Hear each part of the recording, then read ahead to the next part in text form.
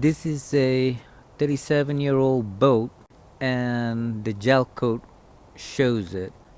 It's very rough to the touch and it's very dull due to oxidization. And if I scrub it in the water, it will dissolve and makes the water kind of looks milky from the whiteness, and some blue would come off too.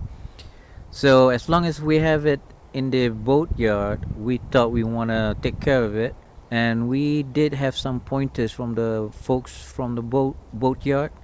So we're gonna share the tips that they gave us. It's fairly simple actually. We're just gonna sand it off and then buff it. Let's get started now, shall we?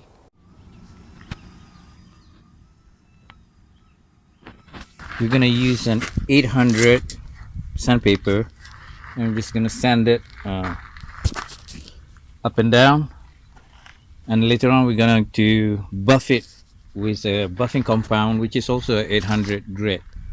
We want to go up and down so that we can go follow the contour of the boat.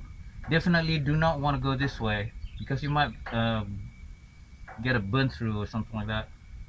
It's not good. So let's get started.